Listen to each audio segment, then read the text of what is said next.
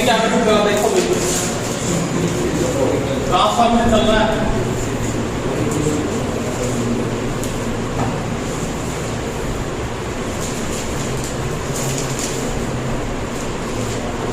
Maximum इसके बारे में बात चल रही थी भाई। कल अपने जो ट्रांसफार्मर पढ़ा था ना हम क्या पढ़ रहे थे? हाँ सिटी के बारे में पढ़ लिया था। इंस्ट्रूमेंट ट्रांसफार्मर इसमें किसके बारे में बात कर रही थी? मिट्टी के बारे में बात कर रही थी। मिट्टी ट्रांसफार्मर ये पढ़ रहे थे। इसको अपने क्या बोलते हैं भाई? विभव परिणामीतर कहते हैं। विभव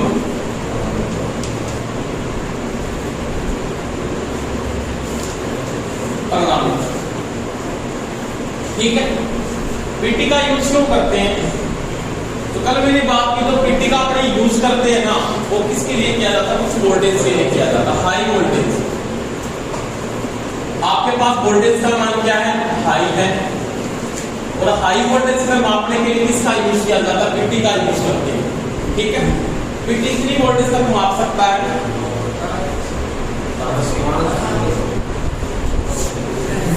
अगला लगा नहीं आप पढ़ाई कर ले नहीं कर ले करो, अगला तो बताइए सीधे कोई इलाज ही कोई।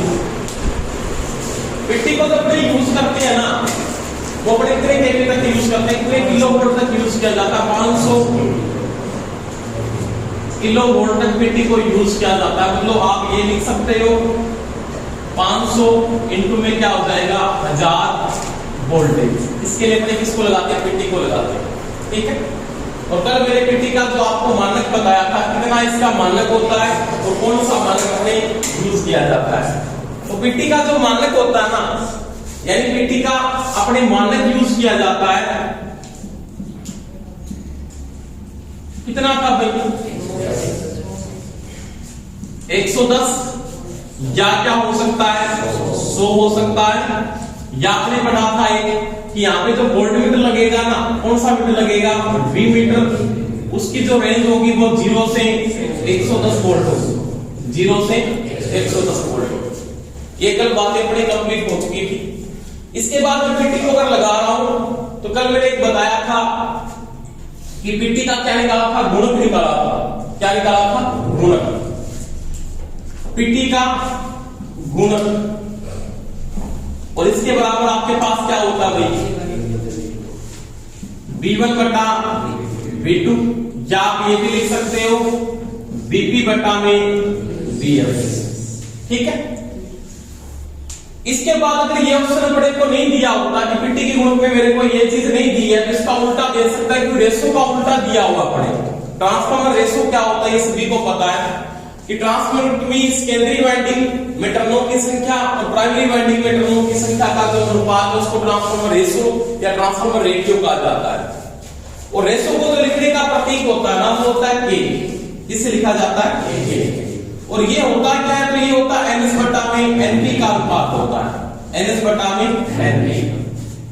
सेकेंडरी में टर्नों की संख्या, प्राइमरी में टर्नों की संख्या का जो अनुपात है वो ट्रांसफार्मर क्या कहलाता है? रेशो कहलाता है। उसको आप ये भी लिख सकते हो, क्या लिख सकते हो? V2 बटा में V1।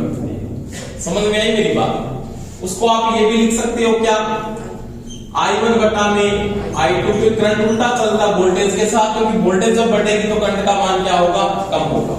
और उसको आप ये भी लिख सकते हो रूट Z2 बटा में Z1। तो ऐसे लिख दो चाहे कोई बात नहीं है। आप 2 की मतलब होता है सेकेंडरी, 1 का मतलब होता है प्राइमरी। समझ में आ गई बात? अब अपने को जो यहाँ पे वैल्यू दे रखे ना, के का मान दे रखा है, वो V2 बटा V1 का अनुपात दिया है, परंतु यहाँ पे जो वैल्यू है उसको उल्टा किया है। रेशो को उल्टा करके लिख दो। उल्टा करके लिखो तो क्या हो जाएगा? 1 बटा के इक्वल टू क्या हो जाएगा? N3 बटा में NS बराबर क्या हो जाएगा? V1 बटा में V2 बराबर क्या हो जाएगा? I2 बटा में I1 और बराबर क्या हो जाएगा? Z1 बटा में Z2। यहाँ पे कोई दिक्कत तो नहीं है किसी। अब देखो ये जो वैल्यू है उसको उल्टा दिया। अगर अपने को ये कंडीशन में कोई कंडीशन अपने को देता है तो आप उसका गुणक निकाल सकते हो। किसका गुणक निकाल सकते हो? मिट्टी का निकाल सकते हो। किसका निकाल सकते हो? मिट्टी का। समझ में आ गई बात? और मिट्टी का गुणक मिट्टी के गुणक से हमेशा क्या होता है? उल्टा होता है। समझ में आई कि नहीं है मेरी बात? मिट्टी का गुणक मिट्टी के गुणक से हमेशा क्या होता है? उल्टा होता है। क्यों? क्योंकि वहां पे धारा चलती है, धारा ऊपर रहती है ना, उसका 1/k आता है, उसका क्या आता है, k भी आता है। ये चीज का भी ध्यान रख लेना। अपने को सीधा प्रश्न पूछ सकता है, एक चीज देखना बोर्ड पे आराम से। आपको बोले कि सिटी का गुणक का रेशो के साथ संबंध है, रेशो के साथ संबंध है। ये प्रश्न उसने बोल दिया, अपने को इसका आंसर बताना है। मान लिया ऑप्शन में उसने क्या दिया, मेरे को k दे दिया, मान लिया उसने 1/k दे दिया। समझ में आ गई मेरी बात? तो अपने को पता है यहाँ पे दो ही कंडीशन आएगी, या तो ये सही है या फिर ये सही है। अगर ये ऑप्शन में नहीं है ना, तो क्या लिख सकता है इसको, क्या लिख सकता है, क्या लिख सकता है, के स्क्वायर। शाबाश। इसको लिख सकता है k माइनस, क्या लिख सकता है, 1 लिख सकता है, k स्क्वायर नहीं लिख सकता। और k माइनस 1 का मतलब होता है 1/k। जैसे सिंपल बात मैं बता देता हूं आपको, ये लिखा हुआ है कि 10 की पावर माइनस 1, इसका मतलब होता है 1/। समझ में आ गई बात? तो वही बात है, यहाँ पे k माइनस 1 लिखा है, इसका मतलब क्या होता है, 1/k भी होता है। समझ में आई? अब देखो इसने क्या पूछा कि सिटी का गुणक है, k के साथ संबंध है। सिटी का गुणक मैंने कल बताया था आपको कि सिटी का जो गुणक होता है ना, सिटी का गुणक वो किसके बराबर होता है, तो वो होता I1/I2। और I1/I2 किसके बराबर है, k के बराबर। उत्तर क्या सही है आपका, k सही। समझ में आई कि k के बराबर है। पर तो वो पिट्टी का गुणक पूछ रहा है, इसी प्रश्न में अगर ये पूछ लेता कि पिट्टी का गुणक किसके साथ संबंध रखता है, तो वो 1/k भी सही है और k की पावर माइनस 1 भी सही है। दोनों ऑप्शन भी सही होंगे उस समय। ये चीज का ध्यान समझ में आ रही है, बात कर रही है किसी की, बोलो ठीक है। तो ये बात थोड़ी ध्यान रख लेना, आपको ये जरूरी समझना कि वहां पे मेरे कोने पर यही देखें, क्योंकि आप रट्टा मार खरीदने का और आप उसी चीज को वहां पे देख रहे, उसने दिए ही नहीं करंट रेशो आपको, उसने आपको वोल्टेज रेशो दे दिया, कोई बात नहीं, चाहे अपने को ये दे दे, क्योंकि ये वैल्यू इसके बराबर है, ये वैल्यू इसके बराबर है, ये वैल्यू इसके बराबर है, तो जो चीज इसके बराबर है उसकी जगह उसको लिखा जा सकता है। जैसे मैं सिंपल बात करूं कि x बराबर अगर 2 है, x की जगह मैं क्या लिख सकता हूं, 2 लिख सकता हूं। जहां x की वैल्यू वहां पे 2 लिख सकता हूं। इसका मतलब I1/I2 का जो अनुपात है वो किसके बराबर है, V2/V1 का अनुपात है। तो इसकी जगह ये भी लिखा जा सकता है, ये भी लिखा जा सकता है, ये भी लिखा जा सकता है और ये भी लिखा जा सकता है। 1/k इक्वल टू ये होता है और k बराबर ये होता है। ये बात समझ में आ गई सभी के? का कोई दिक्कत है किसी को, बोलो नहीं है? तो ये संबंध अपने को ध्यान रखना है यहाँ पे कि कौन सा संबंध को यहाँ पे मेंटेन कर रहा है, किस प्रकार से इसको यूज करना है। यहाँ तक तो कोई दिक्कत नहीं है। अब देखो इसके बाद ये प्रश्न बहुत इंपॉर्टेंट है, पिछली बार पूछा भी था, बहुत सारे लड़के कंफ्यूज हो गए कि रेशो के साथ पिट्टी सिटी का संबंध ही नहीं होता। तो नॉर्मल सी बात है, रेशो के साथ पिट्टी और सिटी दोनों का संबंध है, वो चीज आपको ध्यान रखना। सिटी के लिए ये लागू होता है और पिट्टी के लिए ये लागू होता है। आप नोट लगा के लिख भी सकते हो साइड में, ये तो किसके लागू होता थी, सिटी में यूज करते हैं, ये किसमें लागू करते हैं जी, पिट्टी में लागू। ये चीज का थोड़ा ध्यान रखना, क्योंकि सिटी है वो पिट्टी का उल्टा है। क्योंकि सिंपल बात है, ये ट्रांसफार्मर कौन सा यूज होता है, सिटी में स्टेप अप होता है और यहाँ पे स्टेप डाउन, उल्टा तो पड़े आप ही। ठीक है, ये नोट करो थोड़ा सा, आगे बात करेंगे।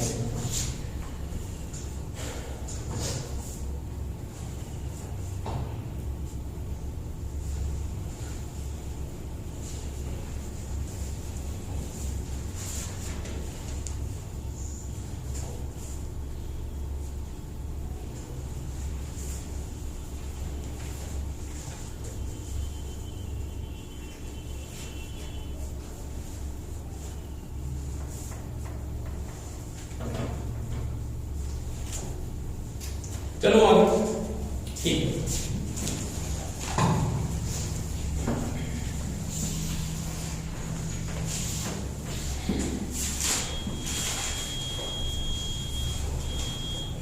अब देखो आपने यहाँ पे किसकी बात की है, आपने यहाँ पे बात की है कि पिट्टी का जो गुणक था वो आपने निकाल लिया और पिट्टी के गुणक बराबर मैंने ये लिखी बात कि V1/में V2 का अनुपात है, या क्या हो सकता है Vp/में Vs का अनुपात।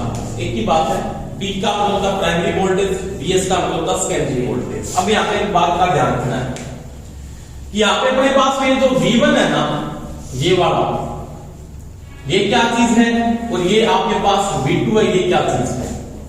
ठीक, ये बात समझ में आ जाएगी, कोई समस्या नहीं। मेरे पास कोई एक लाइन चल रही है, लाइन जा रही है,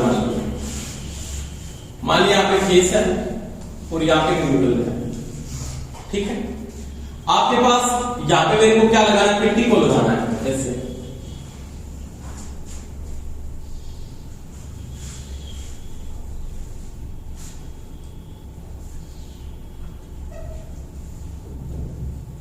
तो पहली बात है, पिट्टी में जो ट्रांसफार्मर यूज होगा वो आपको पता है, कौन सा ट्रांसफार्मर यूज होगा, स्टेप डाउन, क्योंकि वोल्टेज को कम करके मापना है। इसका मतलब स्टेप डाउन में टर्नों की संख्या सेकेंडरी और मेरे को क्या रखनी है जी, कम रखनी है।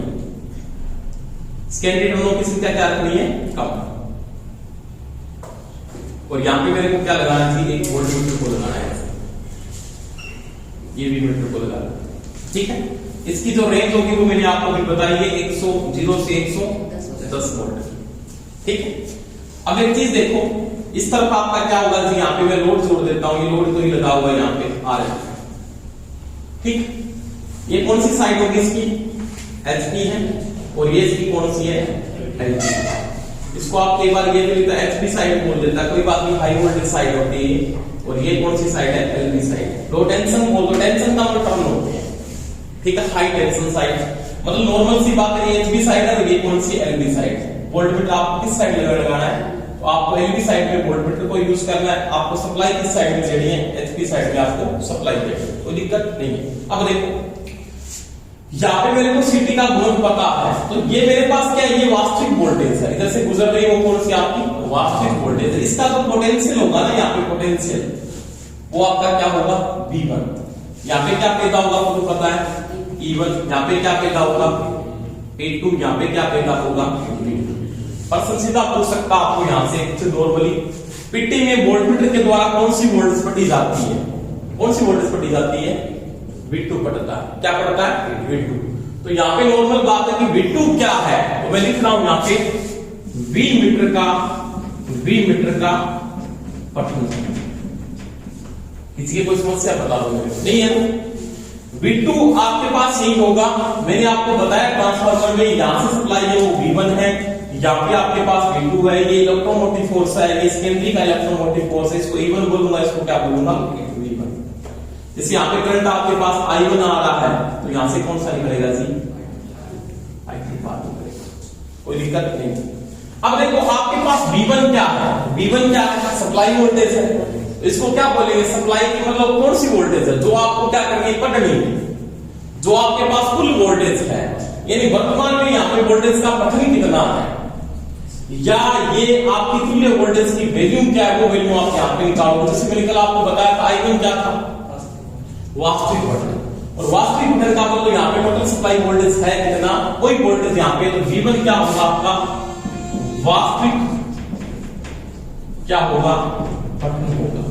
या आप ये भी लिख सकते हो वास्तविक क्या होगी, सप्लाई वोल्टेज, क्या होगी, सप्लाई वोल्टेज। अब मेरे को क्या निकालना है, ये तो निकालना है, यानी क्या निकालना है, मेरे को V1 ही निकालना है। यानी आपसे कोई पूछे कि V1, तो V1 में क्या है, आप बोलोगे जी वास्तविक पठन कितना आपका, तो वास्तविक पठन क्या होगा, तो आप बोलोगे V मीटर का पठन, V मीटर पठन इनटू क्या कर दोगे आप, पिट्टी का गुण। तो ये आपका क्या कहलाएगा जी, वोल्टमीटर का, सॉरी वास्तविक क्या कहलाएगा, कोई दिक्कत है। जैसे मैंने प्रश्न पूछा आपसे, नॉर्मल सी बात है कि मेरे पास यहाँ पे जो ट्रांसफार्मर लगाया था, ये ओब्लिक क्या है, ये जो पिट्टी लगी है, पिट्टी मेरे पास पिट्टी की वैल्यू है वो क्या है, 11 केवी, ओब्लिक कितने का, 110 का है। समझ में आ गई मेरी बात, 11 केवी ओब्लिक 110 का ही होता है, एक मतलब 110 का ही लगता है। ठीक है, अब क्या 11 केवी को 110 पड़ता है, अगर इसका पठन कितना भी आया, मान इसका 50 आया, 20 आया, 100 आया, रेंज इसकी कितनी होगी, 0 से 110 होगी। इसके मक्स में इसके बीच में रेंज इसकी आएगी, तो ये कितना भी पढ़े, मेरे को इसने दे रखा है कि इसका मतलब यहाँ पे वोल्टेज का मान कितना आपके पास 11 केवी, और यहाँ पे कितना आपके पास 110 वोल्ट आता है। अब अपने को यहाँ पे ये पूछता है कि जो V मीटर का पठन है ना, V मीटर का पठन मान लिया 50 वोल्ट था, कितना था, 50 वोल्ट। उस समय आपकी वास्तविक वोल्टेज कितनी आप ज्ञात कीजिए, कोई दिक्कत नहीं आएगी आपके। क्या करेंगे आप, सबसे पहले V मीटर का पठन नोट करेंगे, कितना आपके पास 50 इंटू पिट्टी का गुण भी निकालेंगे, पिट्टी का गुण निकल जाएगा, कोई दिक्कत नहीं। 11 केवी का मतलब होता है 11,000, V1 कितना है 11 केवी। V2 कितना आपके पास 110, ठीक है, कितना आ गया 100, कितना आ गया 100। तो पीटी अर्जुन का आपके पास कितना है 100 है, तो ये कितना आ गया आपके पास 5000 वोल्टेज का वास्तविक पठन है। 5000 आपको ऑप्शन में नहीं दिया तो आपको क्या देगा 5 के लिए देगा, ठीक है, कोई दिक्कत है, ये बना लो पूरा नोट कर।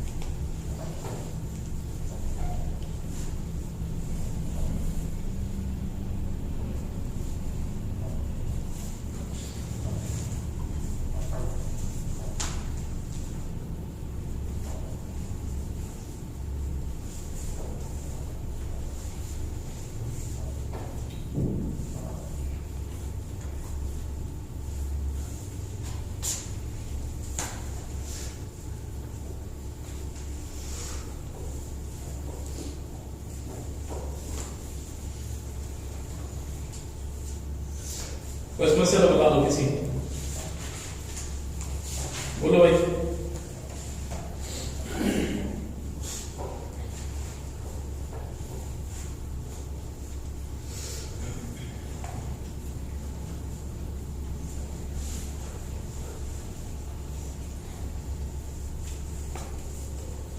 ठीक है, चलो अब देखो, इसके बाद मेरे पास एक नॉर्मल सी बात है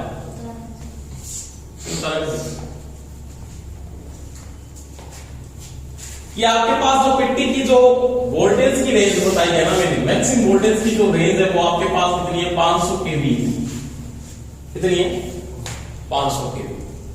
अगर इसी प्रश्न में आपको ये पूछ लेता कि पेटी की क्षमता कितनी होती है, पेटी की क्षमता, क्षमता का मतलब क्या होता है पेटी की पावर, किसकी बात कर रहा है पावर, यानी एक सिंपल बात है, जैसे ट्रांसफार्मर मैक्सिमम कितने का बन सकता है, जैसे आप अल्टरनेटर बनाते हो, नॉर्मल बात है ना, अल्टरनेटर बनाते हो ना, कितने केवी का मैक्सिमम अल्टरनेटर आप बनाते हो।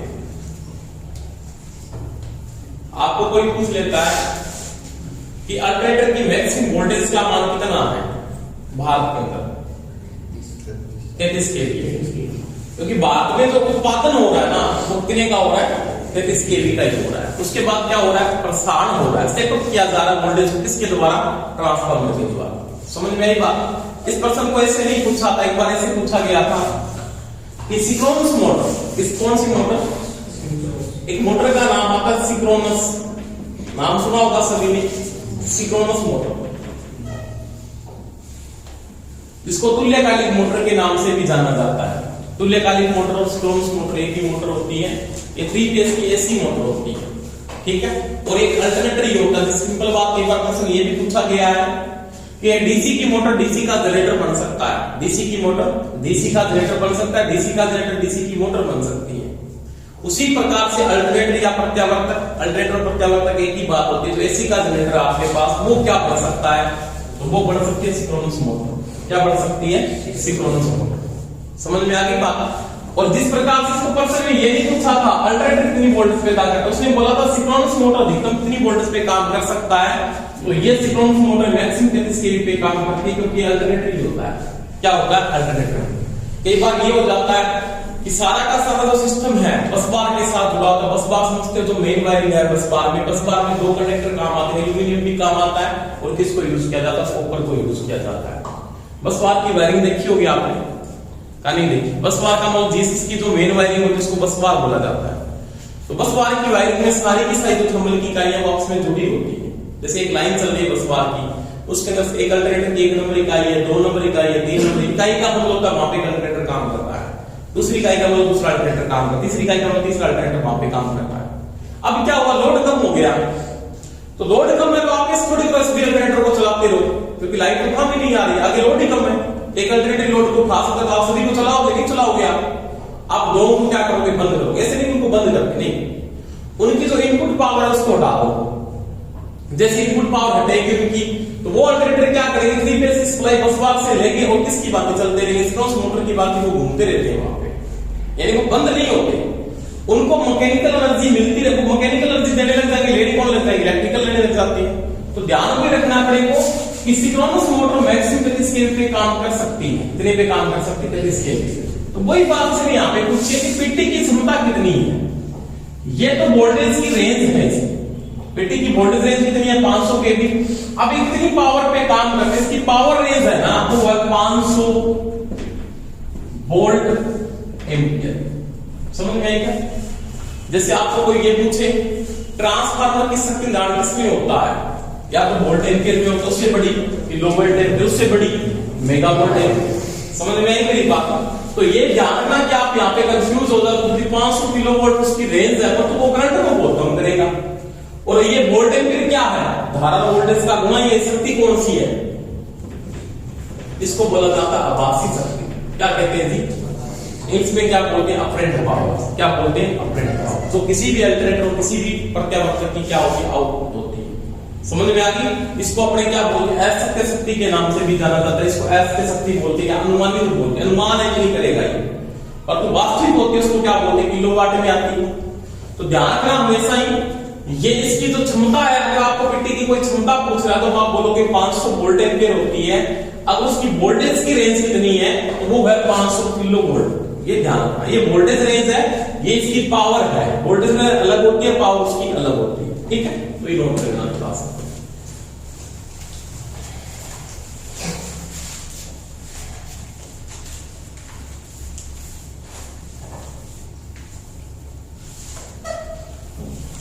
इसके बाद एक बात और आती है, आपने कुछ इसके बारे में पढ़ा, सीटी व पीटी।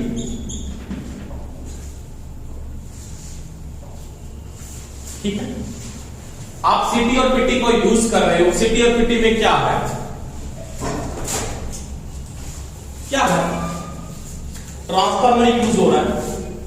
अब इसमें कई बार पूछ लेता है कि इसका कला कोण क्या है, थीटा है, तो क्या बोलते हैं, नॉर्मल 0 डिग्री का, क्या कहते हैं 0 डिग्री। सीटी और पीटी के बीच में जो प्राइमरी सेकेंडरी वाइंडिंग के बीच में सीटी और पीटी में जो कला कोण होता है वो 3 डिग्री का होता है, वो आप बोलोगे 0 डिग्री का होता है। वैसे सिंपल बात मैं बता देता हूं, ट्रांसफार्मर की प्राइमरी और सेकेंडरी वाइंडिंग के बीच में जो कला कोण होता है वो 180 डिग्री एंटी फेज होता है, 180 डिग्री एंटी फेज। समझ में आ गई मेरी बात? एंटी फेज का मतलब ये होता है, अगर आदर्श ट्रांसफार्मर है ना तो उसका 180 डिग्री एंटी फेज रहता है कला डिफरेंस। आदर्श नहीं है तो मैंने आपको बताया था, थोड़ा सा आपका पावर फैक्टर खुद का ही आता है, और बिना लोड ट्रांसफार्मर का जो पावर फैक्टर होता है वो 0.2 से 0. कितना होता है, 3 क्या होता है, लैगिंग रहता है। क्या रहता है, लैगिंग। परंतु वो अगर आदर्श होता तो उसका कितना आना चाहिए था, 0 आना चाहिए। पर तो एक बात है नॉर्मल सी, यहाँ पे एंटी फेज का डिफरेंस का मतलब होता है दोनों वाइंडिंगों में फेज डिफरेंस पैदा होता है।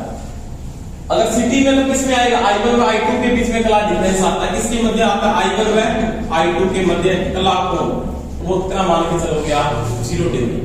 ठीक है, चाहे वो आपकी सिटी है और चाहे वो आपकी कौन सी है, पिट्टी। ये चीज का ध्यान रखना।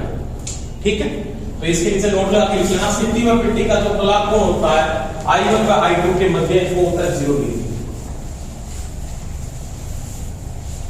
Phase difference.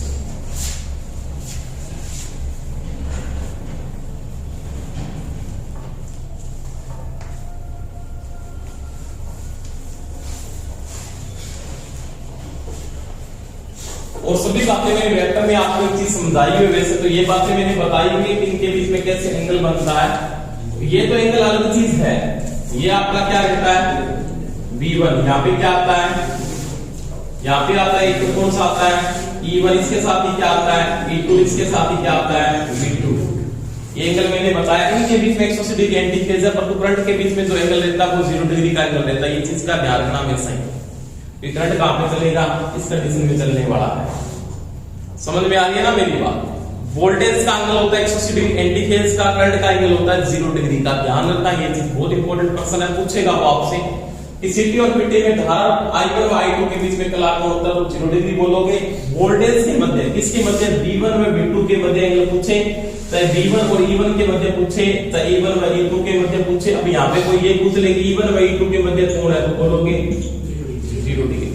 समझ में आई ना बात में? क्योंकि एक सिंपल बात मैं बताता हूँ, क्योंकि ट्रांसफार्मर में यही फ्लक्स ये काटता है, वही फ्लक्स ये काटता है, क्योंकि एक दोनों का फ्लक्स होता है, वो एक ही फ्लक्स होता है। ट्रांसफार्मर की प्राइमरी और सेकेंडरी वाइंडिंग किस रूप से जुड़ी होती है? चुंबकीय रूप से जुड़ती है। किस रूप से जुड़ती है? चुंबकीय रूप से। समझ में आ गई? और वही मैग्नेटिक फ्लक्स ये काटेगा, वही मैग्नेटिक फ्लक्स ये काटेगा, उसी फ्लक्स से E1 पैदा होगा, उसी फ्लक्स से कोण पैदा होगा, I2 पैदा होगा। तभी तो क्या बोलते हैं कि दोनों का एंगल एक ही रहता है, उसी वोल्टेज से क्या मिलते पड़े को V2 मिलती है। ठीक है, इन तीनों का एंगल तो एक ही है। इनके मध्य कभी भी कोई एंगल पूछेगा तो 0 डिग्री मानना पड़ेगा। कितना मानना है? 0 डिग्री। और तो इनके मध्य इसके साथ कोई भी इनका किसी का एंगल पूछ ले, ये चीज नोट कर लेना। ग्राफ मैंने बनाए हुए पहले, आप सभी के ग्राफ बनाए हुए मैंने। शून्य लोड आपको करवाया, कुल लोड मैंने आपको करवाया, आदर्श ट्रांसफार्मर करवाया, आदर्श नहीं है तो भी करवाया है। सभी के फेजर अलग अलग मैंने बताए हुए आपको। तो ये V1 के साथ इन सभी का एंगल देख लेना। ठीक है, और आपके पास इनका साथ में एंगल है तो इनका 0 डिग्री तीनों का आपस में। इसके साथ इन तीनों का कितने का? 180 डिग्री एंटी फेज है। एंटी का मतलब ये प्लस का है, ये इसका माइनस का है। और यहाँ पे धारा चलेगी, वो धारा के बीच में जो एंगल आएगा सिटी और पिट्टी के बीच में आएगा 0 डिग्री। ये चीज का ध्यान रखना। ठीक है, आगे चलते हैं वो देखो बात। तो ये कंप्लीट हो गया सिटी पिट्टी, तो कोई दिक्कत नहीं।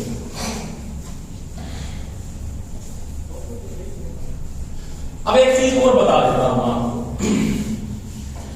सिटी पिट्टी को जब आप यूज करते हो ना, उसके साथ कई बार क्या होता है, एनर्जी मीटर का एमएफ निकालना पड़ सकता है आपको। मल्टीप्लाई फैक्टर समझ गए क्या? एमएफ वो आपको निकालना आना चाहिए।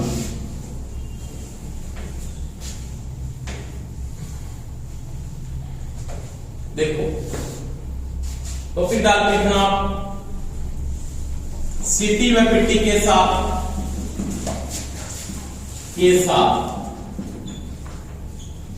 जुड़े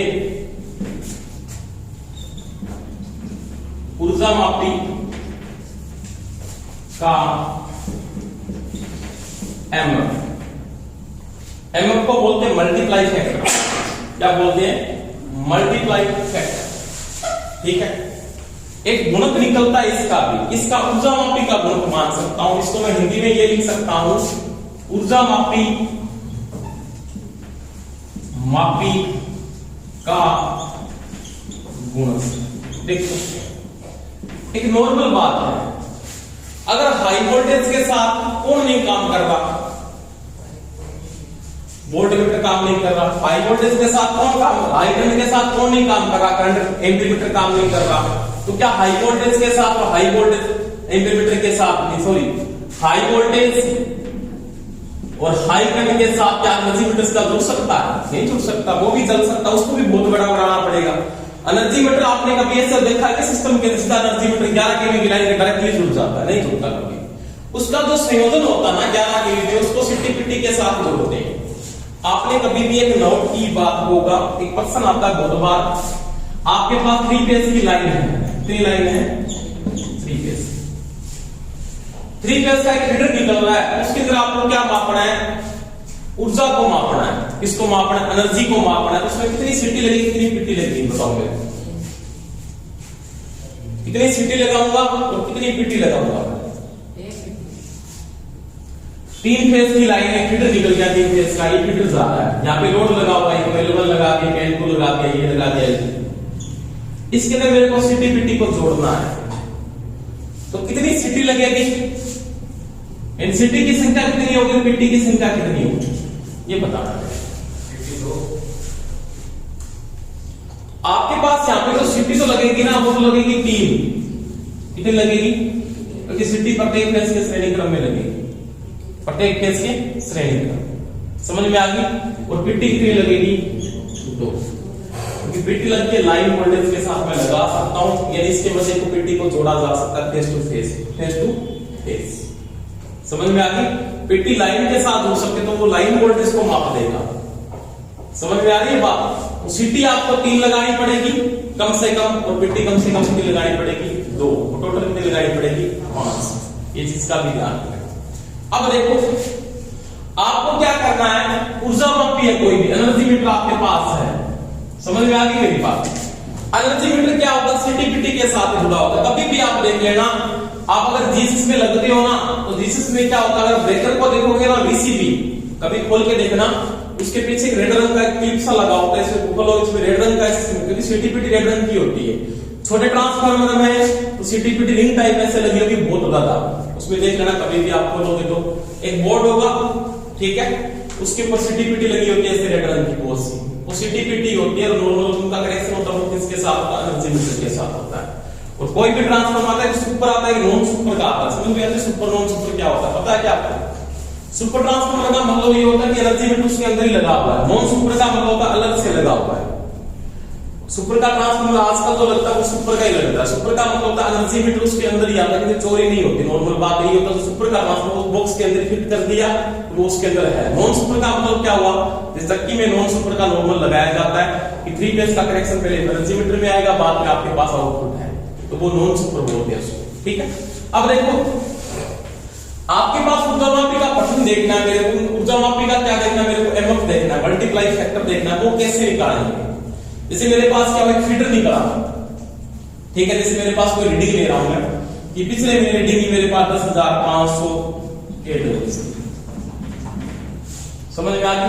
एक फीडर था, मान लीजिए कोई भी फीडर ले लो चाहे आप, दूसरा फीडर आपने कोई नोट किया, अगले महीने में नोट किया, इसका रीडिंग आया 10,550 के। मैंने 1 मंथ के बाद इस रीडिंग को नोट किया, 1 मंथ के बाद कितना डिफरेंस आता, लगभग मान लो आता है। आप इन दोनों का डिफरेंस लोगे, क्या लोगे, डिफरेंस। उसके बाद आप क्या निकालोगे, उपभोग एनर्जी कितनी हो रही है, इसका कंजप्शन कितना आ रहा है, कितना कंजप्शन यहाँ पे हुआ है, तो निकालना पड़ेगा। तो आप इन दोनों का क्या करते हो, डिफरेंस ही करते। आप घर पे मतलब नॉर्मल सी बात, तो आप वहां पे ये आता है, ये तो आपका क्या होता है जी, गत पठन, और ये आपका क्या होता है जी, वर्तमान। इन दोनों का जो अंतर होता है वो आप यहाँ पे लिखा होता है उपभोग ऊर्जा, दो किस में आती है, ये ठीक है। अब मैं इन दोनों का डिफरेंस या कुछ भी आया, मान लीजिए मेरे पास आ गए 1,500 आ गए 50, ये आ गए 1550 आता है, मान लिया से भी है बेटे। अब क्या 1550 ही है क्या, अगर उसके साथ सीटीपीटी लगी है तो 1550 नहीं है, अगर उसके साथ सीटीपीटी लगी थी तो 1550 नहीं, क्योंकि सीटी लगाने का मतलब करंट को कम किया गया था और पीटी लगाने का मतलब वोल्टेज को कम किया गया। तो कम वोल्टेज और कम धारा एनर्जी मीटर को मिली है, समझ में आई। अब कम मिली है तो क्या वो पूरा मापा, पूरा तो नहीं माप सकता। आपको क्या करना पड़ेगा, ये जो एनर्जी मीटर का पठन है उसको उसके एमएफ से गुणा करना पड़ेगा, मल्टीप्लाई फैक्टर निकालना पड़ेगा आपको। और मल्टीप्लाई फैक्टर इसका जो होता है ना, वो सीपी और पीटी के गुणक के गुणा होता है, दोनों का गुणक है, उनका क्या कर दो, गुणा कर दो। तो देखो क्या करेंगे, आराम से बोल के देखना। आप लिखोगे यहां पे ऊर्जा मापी का गुणक बराबर क्या लिखोगे यहां पे, सीटी का गुणक इनटू क्या लिखोगे, पीटी का गुणक। ठीक है, बात समझ में आ गई। क्योंकि सीटी का गुणक और पीटी का गुणक दोनों का गुणा होगा, वो इसको क्या बोलते हैं, अपने एमएफ बोलते हैं। क्या बोलते हैं इसका, एमएफ। आप कभी भी चले जाना, आप जीएसएस में जाओगे ना तो आपको कोई फिटर नहीं करेगा, वहां पे बीसीबी लगी होगी, बीसीबी में आपको एनर्जी मीटर का वो ये पूछेगा इसका एमएफ कितना है, कितना, उसका मल्टीप्लाई फैक्टर कितना है, 2000 है या 40 है या 1000 है, कितना एमएफ है उसका, तो वो आपको पता होना चाहिए। जिससे मैं आपको नॉर्मल बात कहता हूं कि मेरे पास सीटी का जो एमएफ है कितना निकाला मैंने, सीटी आपके पास कितनी है, 100/5 की सीटी है, कितनी है, 100/5 में सीटी सेट कर रखी है आपने। पीटी आपकी 11 केवी होगी, 110 की क्या है, पीटी है। उस समय वो होता है ऊर्जा मापी का गुणक कितना होगा, तो आप दोनों को गुणा कर क्यों, एनर्जी क्या होती है, क्या होती है एनर्जी, पी स्क्वायर क्या होता है, वी cos फाई। ऊर्जा को अगर समय से गुणा करो, एनर्जी बराबर इलेक्ट्रिकल एनर्जी किसके बराबर होती है, पीटी बराबर होती है। ऊर्जा को समय से गुणा करोगे तो क्या आएगी, सॉरी आपके पास पावर को समय से गुणा करोगे तो क्या आएगी, ऊर्जा आएगी। तो V तो यहाँ पे है, वोल्टेज को कौन माप रहा है, पीटी, और करंट को कौन माप रहा है, सीटी। तो गुणा करना पड़ेगा एमएफ से। समझ में आ रही बात, क्यों गुणा कर रहा हूं, क्योंकि V क्या है, वोल्टेज को डाउन करके मापा गया पीटी के द्वारा। और करंट को डाउन करके किसके द्वारा मापा गया, सीपी के, उसके साथ क्या लगा है, एनर्जी मीटर लगा हुआ है। ठीक है, आप कभी भी ऊर्जा मापी का अगर गुणक निकालते हो, दोनों के गुणक से क्या करेंगे, गुणा कर दो, उत्तर आ जाएगा इसका। देखो इसका कितना आ रहा है 20, इसका कितना आ रहा है 100 आ रहा है, कितना आ रहा है 100 आ रहा है। तो मैं यहाँ पे लिखूंगा 20 इंटू क्या लिखूंगा 100, तो यहाँ पे कितना हो गया 2000। इसका तो मल्टीप्लाई फैक्टर वो कितना है 2000। अब जो रीडिंग आई है, डिफेंस की जो रीडिंग आई है, उसको 2000 से गुणा कर दो, आपका उत्तर आ जाएगा। कितनी एनर्जी यहाँ पे कंजप्शन हुआ है 1 महीने का। आप मिलान कैसे करके, नॉर्मल मैं बता देता हूं। आपको कैसे पता लगता है बिजली बोर्ड लॉस में चल रहा है, आपका कोई फीडर है वो लॉस में चल रहा है, जैसे मैं बोलता ना आजकल इतना परसेंट ये लॉस में चल रहा है, ये 20% लॉस में चल रहा है, 25% लॉस में, तो कैसे लगता पता। देखो क्या होता है, सभी जो कंज्यूमर है इस फीडर के ऊपर से, मेरे पास कोई फीडर निकल रहा है, जैसे कोई भी फीडर निकाल, जैसे सोनावाड़ी का फीडर निकल रहा है, मान लीजिए एक फीडर निकाल दिया आपसे, ठीक। अब इस फीडर के ऊपर सारे के सारे उपभोक्ता, बहुत से उपभोक्ता होंगे, यहाँ पे बहुत से ट्रांसफार्मर लगे होंगे, उनकी सभी की रीडिंग आपके पास, आपके किस में जाएगी, ऑफिस में जाएगी, वो सभी को जोड़ के बताएंगे। जैसे मैंने बोला यहाँ पे 1 लाख यूनिट एक मंथ में वो हुई, फिर क्या होगा, उस फीडर का मेन बीसीबी है, उस फीडर की जो बीसीबी है 27 एमओडी, सॉरी ये सोनावाड़ी है। अब ये सोनावाड़ी के साथ क्या होगा, यहाँ पे भी एक एनर्जी मीटर लगा है केडब्ल्यूएच मीटर, वो भी प्रश्न बता रहा है, और ये प्रश्न बता रहा है 1,20,000।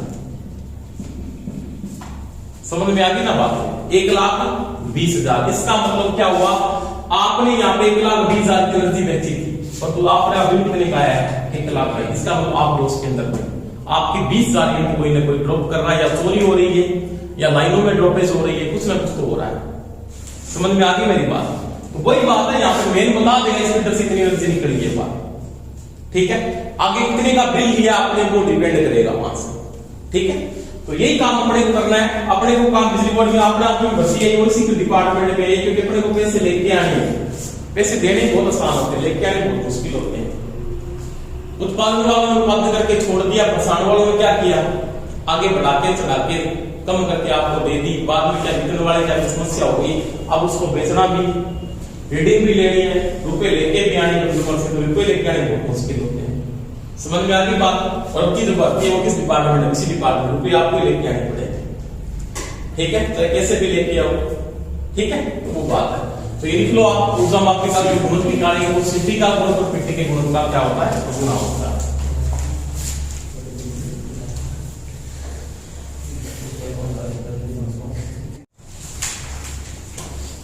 तो ये तो भाई बात हो गई है ऊर्जा मापी को कैसे पठन निकालना, थोड़ा सा ध्यान रखना, इसका फैक्टर का थोड़ा ध्यान रखना, इसका मल्टीप्लाई फैक्टर का ध्यान रखना, ये निकालना आपको आना चाहिए।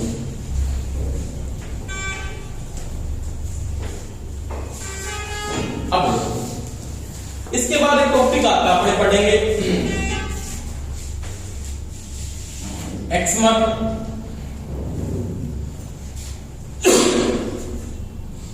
की शीतलन प्रणाली, क्या पढ़ेंगे, शीतलन। बात समझ में आई। कोई भी ट्रांसफार्मर है उसको ठंडा करना, क्या करना है, ठंडा, या उसको स्थिर करना है, उसके लिए आपको क्या क्या नेसेसरी चाहिए, या क्या क्या आपके पास आवश्यकता होगी, यानी क्या आवश्यकता होगी। सबसे पहले मैं एक बात करता हूं, इसको ठंडा क्यों करने की आवश्यकता पड़ती है, बात करेंगे सबसे पहले कि कोई भी मेरे पास ट्रांसफार्मर को ठंडा क्यों किया जाता है, कारण क्या। तो मेन कारण तो क्या, मेरे पास कोई भी ट्रांसफार्मर है, ये ट्रांसफार्मर है मान लिया,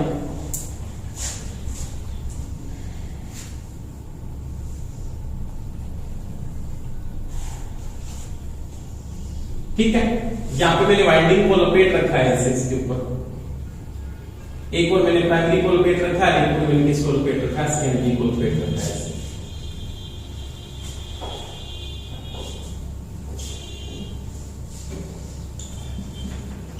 कोई दिक्कत नहीं। अब ये प्राइमरी और सेकेंडरी मैंने बना दिया, ट्रांसफार्मर को मुख्यतः ठंडा करने का आवश्यकता होगी। रीजन क्या, ट्रांसफार्मर गर्म क्यों होता है। पहला प्रश्न तो आपको यही पूछ रहा है कि ट्रांसफार्मर हीट को अब्जॉर्ब क्यों कर रहा है, पैदा क्यों कर रहा है। समझ में आई मेरी बात, इसमें हीट क्यों पैदा हो रही है, रीजन क्या है, तो क्या बताओगे सबसे पहले। ट्रांसफार्मर में हीट पैदा होने का जो मुख्य कारण है वो उसकी हानियां है। क्या है उसकी हानियां? इसको अपने हिंदी में क्या बोलते हैं जी, इंग्लिश में क्या बोलते हैं, उसके लॉसेस हैं। क्या है? लॉसेस। इसके कारण ये हीट को पैदा करता है, हीट को एब्जॉर्ब करता है या पैदा करता है। समझ में आई बात? पहला तो क्या हुआ, एक नंबर लॉस तो इसमें होगा, सबसे पहले इसकी कोर गर्म होती है। ट्रांसफार्मर की कोर गर्म होती है। कोर में कौन सा लॉस होता है? सभी को पता है कि ट्रांसफार्मर की जो कोर है उसमें एक लॉस पाया जाता है, उसको बोलते हैं आयरन लॉस। हिंदी में क्या बोला जाता है? लोहा स्थिति कहते हैं। क्या कहते हैं जी? लोहा स्थिति, आयरन लॉस होता है, आयरन लॉस। और आयरन लॉस किसमें कन्वर्ट होता है? हीट में कन्वर्ट होता है। ये मैंने आपको समझाया पहले से। इसमें यहाँ पे दो प्रकार के लॉस होते हैं, एक तो होता है जी स्टेशनरी क्षति और एक होता है जी एडी करंट। इसको हिंदी में कहा जाता है स्थलीय क्षति। क्या बोलते हैं? स्थलीय क्षति। इंग्लिश में क्या बोलते हैं? स्टेसिस लॉस बोलते हैं। ठीक है। दूसरी बात, यहाँ पे जो लॉस मेंटेन होता है वो होता है आपका एडी करंट क्षति। इसको अपने हिंदी में क्या बोलते हैं? भंवर दादा क्षति। और ये दोनों के दोनों क्या पैदा करेंगे? हीट को पैदा करेंगे। किसको पैदा करेंगे जी? हीट। इनके कारण क्या पैदा होती है? उष्मा। इन लॉस के कारण क्या पैदा होगी? आपकी उष्मा पैदा होती है। क्या पैदा हो जाती है? हीट पैदा होती है। ठीक है। तो यहाँ पे क्या पैदा हुई? आपकी हीट, यानी क्या पैदा हुई? उष्मा पैदा हो चुकी है। ठीक है। उस हीट को बाहर निकालना पड़ेगा, नहीं निकालो तो समस्या आएगी। मैं बता दूंगा क्या समस्या आने वाली है। पहला कारण तो हीट का ये कारण है। दूसरा कारण क्या है कि ट्रांसफार्मर की एक तो वाइंडिंग ये है, इस वाइंडिंग को क्या बोलेंगे? प्राइमरी। इस प्राइमरी वाइंडिंग में किसका मान पाया गया? आरपी का मान पाया गया। आरपी समझते हो क्या? प्राइमरी वाइंडिंग का रेजिस्टेंस। दूसरा कारण क्या हुआ? इसमें भी आरएस का मान पाया गया। दोनों वाइंडिंगों में रेजिस्टेंस का मान पाया गया। इसके कारण इसने क्या किया जी? इसने किया जी कॉपर लॉस। क्या लॉस किया? तो ये किस वाइंडिंग का कॉपर लॉस है? आप बोलोगे प्राइमरी वाइंडिंग। प्राइमरी वाइंडिंग का क्या है? डब्ल्यूसी। डब्ल्यूसी का मतलब था कॉपर लॉस। और ये किस वाइंडिंग का है? तो यहाँ पे मैं बोलूंगा ये वाइंडिंग है द्वितीयक, और द्वितीयक वाइंडिंग का ये क्या है? डब्ल्यूसी। इसका मतलब मैं लिख सकता हूं आई स्क्वायर इनटू आरएस। जिस चीज में रेजिस्टेंस का मान पाया जाता है उसमें हीट पैदा होती ही होती है। दूसरा कारण क्या होगा? हीट का कारण कॉपर लॉस होता है। और आपके ट्रांसफार्मर में कितने प्रकार के लॉस होते हैं? कितने प्रकार के लॉस होते हैं? हमारे यहाँ अगर बात 3 बोली, क्यों 3 विषय बताइए, बता देना आप। ट्रांसफार्मर में 2 ही प्रकार के लॉस होते हैं, आयरन लॉस और कॉपर लॉस। तीसरा लॉस एक मैकेनिकल लॉस है, वो नहीं होता। क्यों नहीं होता? घूमने वाला पार्ट नहीं। मैकेनिकल लॉस वहां पे होगा जहां पे कोई चीज क्या करती है? घूमती है या क्या होती है? गति होती है। नॉर्मल सी बात। तो मैकेनिकल लॉस यहाँ पे नहीं होता है, क्योंकि ये क्या स्थैतिक उपकरण है, और स्थैतिक उपकरण में कभी भी मैकेनिकल लॉस नहीं होता है। इन दोनों के कारण जो हीट पैदा हो रही है, उस हीट को क्या करना है? आपको बाहर निकालना पड़ेगा वहां से।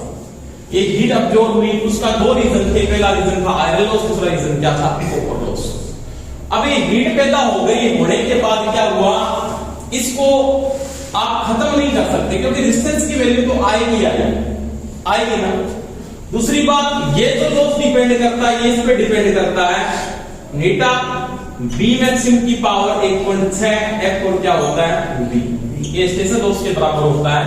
और एडी करंट लॉस किसके बराबर होता है? तो ये मैंने बताया बी मैक्सिमम की स्क्वायर एफ स्क्वायर और क्या होता है? जी बी स्क्वायर। ये एडी करंट के बराबर होता है।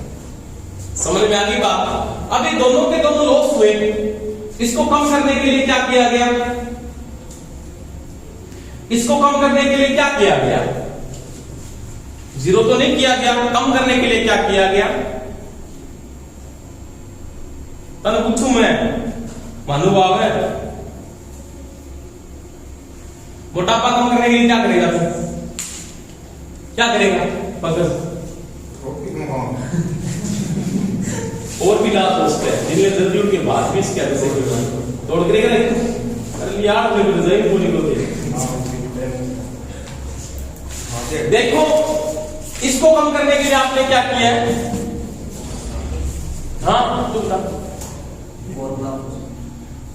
किया क्या? मेरे को बता। आपने कोर में सिलिकॉन को यूज किया है। आपने कोर में क्या डाला था? सिलिकॉन। नाम सुन रहे आपने 3% यानी 3% या 4% मैक्सिमम यूज कर सकते हैं सिलिकॉन की मात्रा। सिलिकॉन का स्टेसिस इंसान बहुत निम्न होता है, उसके कारण कम हो जाता है। आपने सिलिकॉन मिला दिया क्योंकि आप प्लस घंटों को कम नहीं कर सकते, फ्रीक्वेंसी को कम नहीं कर सकते, आयतन आप ऐसे कम नहीं कर सकते। तो यहाँ पे क्या किया गया, यहाँ पे पत्तियों को बारीक बारीक काटा गया, पत्तियों को बारीक बारीक पटलित किया गया। पटलित का मतलब होता है बारीक बारीक काट के जोड़ना। पटलित हो गया या लेमिनेट तो बोल देता है कई बार, क्या बोल देता है लेमिनेटेड। एक ही बात है, लेमिनेशन और लेमिनेटेड एक ही बात, दोनों में कोई डिफरेंस नहीं है। आपको ये पूछेगा, दो प्रश्न आते हैं, बहुत बार पूछा गया है। स्टेटिसिटी को कम करने के लिए सिलिकॉन मिलाया जाता है और एडिडेंसिटी को कम करने के लिए पटलित किया गया, लेमिनेट किया गया या लेमिनेशन किया गया, या बारीक बारीक पत्तियों को काट के बनाया गया। उसका ये रीजन होता है कि स्थिति को कम किया गया। कम तो कर दिया, अगर कम कर दे हीट क्या थोड़ी कम पैदा, हीट पैदा तो ही ना, वही ना पैदा, जीरो नहीं कर सकते आप। ऐसा नहीं कि जीरो हो जाए, ऐसा कभी संभव नहीं है। दूसरी बात क्या करें, आप इसको कम करने के लिए क्या करें, अच्छा कंडक्टर यूज करें, क्योंकि आदर्श कंडक्टर आपके पास है। आपके पास पहली बात, आप बाइंडिंग में आदर्श चालक को यूज कर लें, सुपर कंडक्टर इसको यूज कर लें। क्यों? सुपर कंडक्टर का डिस्टेंस कितना होता है, तेरे से पूछ रहा हूं। प्रश्न आगे, आदर्श चालक का प्रतिरोध कितना होता है, कितना होता है आदर्श चालक का प्रतिरोध? आप बोलोगे आदर्श चालक का जो डिस्टेंस होता है वो 0 होता है। कितना होता है? ऐसा संभव नहीं है कि आदर्श चालक का रेजिस्टेंस 0 कर दूं, ऐसा हो नहीं सकता कि कॉपर का वाइंडिंग यूज करो उसका रेजिस्टेंस, कोई सभी चालकों के रेजिस्टेंस पाए जाते हैं, ऐसा तो है नहीं। अच्छा चालक यूज कर सकता हूं, क्या कर सकता हूं, अच्छा चालक। अच्छे चालक का मतलब उसमें आर का मान होगा, तो आर का मान क्या होगा, फिर भी हीट तो पैदा हो, उसको फ्लोर करना ही पड़ेगा। अब इस हीट को क्या निकालना पड़ेगा, बाहर नहीं निकालोगे तो क्या होगा, वाइंडिंग कंडक्टर यूज किया गया। वाइंडिंग कंडक्टर में जो चालक काम आता है वो नॉर्मली कौन सा काम आता है, सुपरनेबल्ड कॉपर। इसका साइज नॉर्मल 12 से S2 रखा जाता है, 12 से 48। ये कंडक्टर मैंने यूज किया। सुपर इनेबल्ड का मतलब क्या होता है, सुपर इनेबल्ड तांबा, क्योंकि जो वाइंडिंग कंडक्टर ये बनाया जाता है वाइंडिंग का चालक का मान लिया, तो क्या होगा, कॉपर कहना ही नहीं होता। कॉपर के ऊपर क्या होता है कि लेमिनेशन सा चढ़ा होता, देखा होगा सभी ने, चढ़ा होता ना, वो क्या होता है, इंसुलेशन होता है। यानी क्या होता है, ये लेपित तांबा होता है। क्या होता है, लेपित। आप कभी भी नॉर्मल आपने ये वाइंडिंग ट्रांसफार्मर नहीं देखा, वो देखने का मौका नहीं मिला होगा, वाइंडिंग को खोलते नहीं देखा होगा आपने। और छोटे ट्रांसफार्मर तो आपने देखे होंगे, एलिवेटर में देखा ना, जैसे एलिवेटर लगा हुआ, आपने बोलते हो रहा है एलिवेटर छोटा ट्रांसफार्मर। या आपने ये बोलते हो पंखे की जो वाइंडिंग कई बार होता है ना कि वाइंडिंग का जो अंदर का कनेक्शन टूट गया, होता ना, होता कि नहीं होता। स्टार्टिंग वाइंडिंग और रनिंग वाइंडिंग के 4 फेज बाहर निकलते हैं, जहां पे आप सब संपर्क करते हो ना, तो वहां पे क्या करते हो, उसको क्या करते, पहले गर्म होने से आपने क्या किया, तिल्ले से दोबारा माचिस के तिल्ले से क्या जला के उसको उठाया जाता है ऊपर से, उसके बाद कनेक्शन वहां पे किया जाता है। तो वो लेपित इंसुलेशन क्या हुआ, इसका लाभ देख रहे हो, देख रहे हो, खोले किसने तो से देख लिया, क्या हमारे देख कर आप और वीडियो में देख लिया, छोटो छोटो बोल लिया कि लाभ को कितना पहले कि हम बोल लिया दो हैं, तो जीवन करो टाइम आया कोई क्या ये आपने मतलब बोलिया और बस अब लाख क्या होता है, लाख की जो चूड़ियां बनती है ना, तो आपने नॉर्मल नोट किया होगा, गर्मी के टाइम में आप लाख को बाहर छोड़ देंगे या तो चूड़ियां आपसे घुस जाएगी ऐसे, या क्या होती है वो बंद पड़ जाता है, रेडीमेड ही होता है चूड़ियां, ठीक है। और लाख के बीच में एल्यूमिनियम डाला होता है, कभी लाख की चूड़ी को तोड़ के देखो उसके बीच में एल्यूमिनियम डाला जाता है, लाख केला नहीं होता कभी, ये चीज का भी ध्यान रखना है।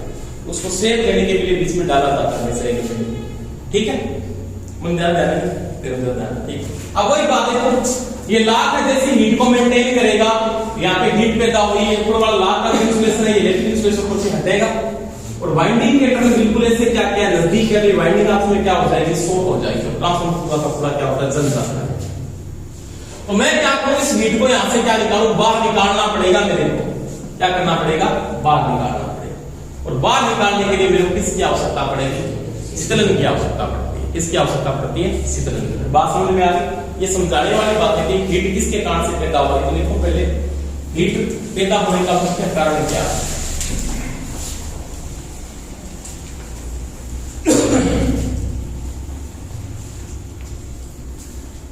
एक्समर के अंदर हीट पैदा होने का मुख्य कारण ट्रांसफार्मर की हानियां हैं।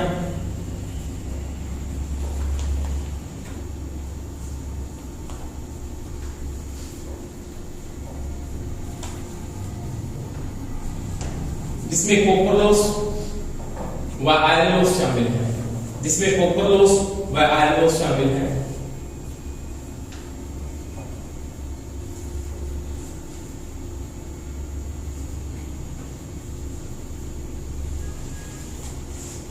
ठीक, अगर हीट को या उष्मा को नियंत्रित नहीं किया गया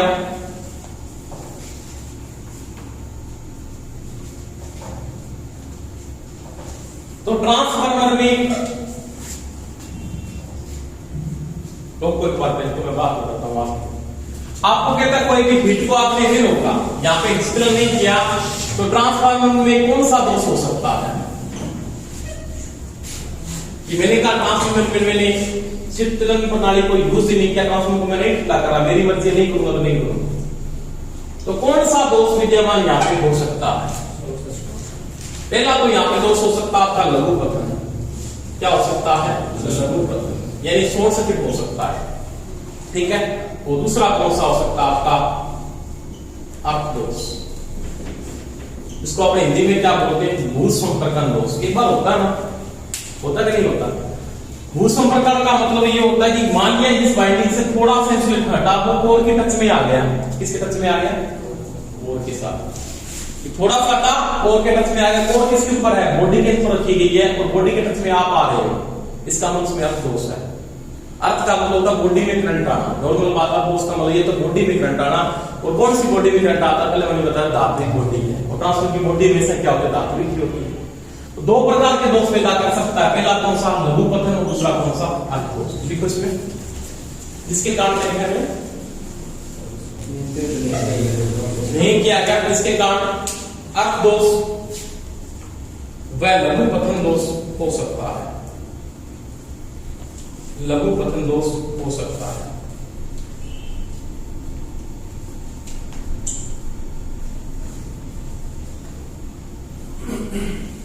ठीक है, अब देखो ट्रांसफार्मर की अर्थिंग के टाइप, सॉरी शीतलन के टाइप पढ़ेंगे, प्रकार पढ़ेंगे।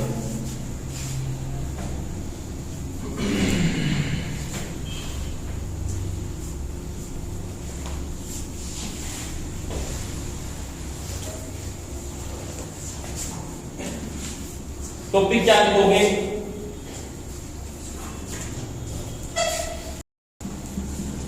टाइप ऑफ कूलिंग, या हिंदी में क्या लिख सकते हो? शीतलन प्रणाली के प्रकार। शीतलन प्रणाली के प्रकार। कितने प्रकार की कूलिंग यूज की जा सकती है, बता सकता है? ट्रांसफार्मर में कितने प्रकार की कूलिंग यूज होती है मुख्य रूप से? बोलो रे, नहीं बोल पाओ। 3007 होगी और 7011 होगी। 1, 2 और 3 प्रकार की कूलिंग यूज की जाती है। पहली कौन सी आती है? पहली आती है एयर कूलिंग। इसको हिंदी में क्या बोल सकते हो? वायुस्फीलन। 2 नंबर कौन सी आती है? Oil cooling. कौन सी होती है? Oil cooling. और तीसरी कौन सी आती है? ऑयल एंड ऐसे लगाते हैं वाटर कूलिंग। 3 प्रकार की कूलिंग को यूज किया जाता है। समझ में आ गई क्या बात? नोट कर लो सभी। इसको क्या बोलते हैं? इसको बोलते हैं हिंदी में वायुस्फीलन प्रणाली, शीतलन। इसको बोलते हैं, क्या बोलते हैं? ऑयल को तो क्या होता है? तेल। शीतलन। और इसको क्या बोलते हैं? तेल व पानी शीतलन प्रणाली।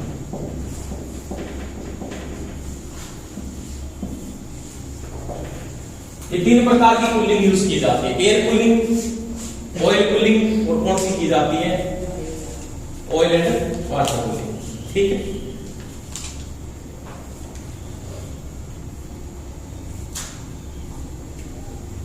अब इसके दो टाइप है ना आगे जाके, एक के दो टाइप है, उसके तीन टाइप है, तीसरे के कितने हैं आपके पास, दो टाइप। ठीक है, पहली कौन सी होती है, नेचुरल यानी प्राकृतिक शीतलन। दूसरा कौन सा आ जाता है, एयर ब्लास्ट। इसके दो प्रकार है, और कौन सा, इसका जो पहला टाइप है ना उसको बोलते हैं नेचुरल कूलिंग। क्या बोलते हैं, नेचुरल कूलिंग। ठीक है, और दूसरा इसका टाइप होगा वो होगा air blast cooling, air blast cooling. ठीक है, अब देखो इसकी दो बातें नहीं, जीवन नाम याद रखना। नेचुरल को क्या बोलते हैं, प्राकृतिक शीतलन। इसको क्या बोलेंगे, ब्लास्ट का मतलब क्या होता है, झोंका होता है, वायु झोंका शीतलन। ठीक है, उसके भी तीन टाइप हैं, इसके तीन टाइप हैं, कौन कौन से वो देखो। इसका पहला तो है नेचुरल कूलिंग। दूसरा इसका टाइप है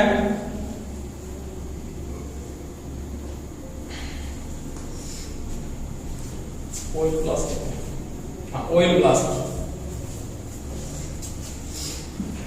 oil blast cooling.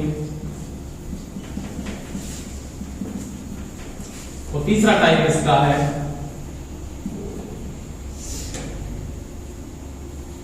Oil forced cooling. Oil pump बोलते हैं वैसे, इसमें पंप को यूज किया जाएगा। इसको क्या बोलेंगे, प्राकृतिक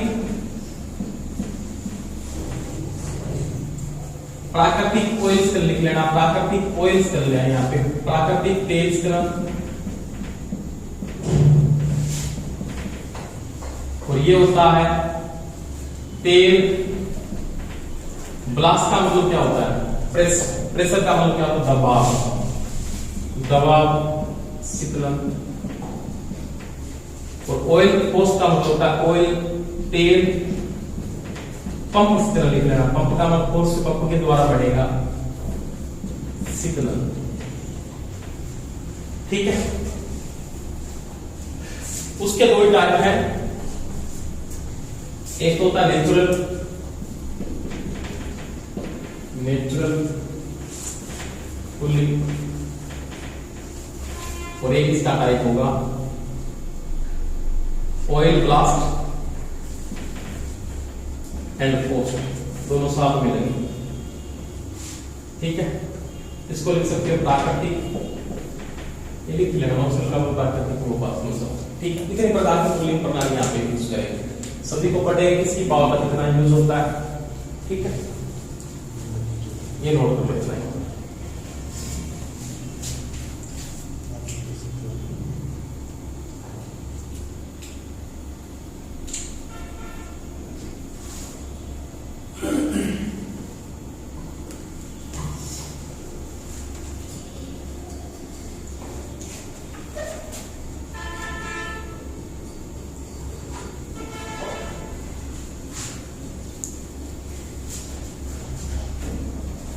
ये 100 kV तक यूज की होती है,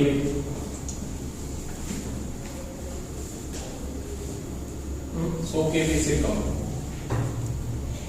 चलिए एक लिखा दूंगा इसके अलग। ठीक है, और इसमें कल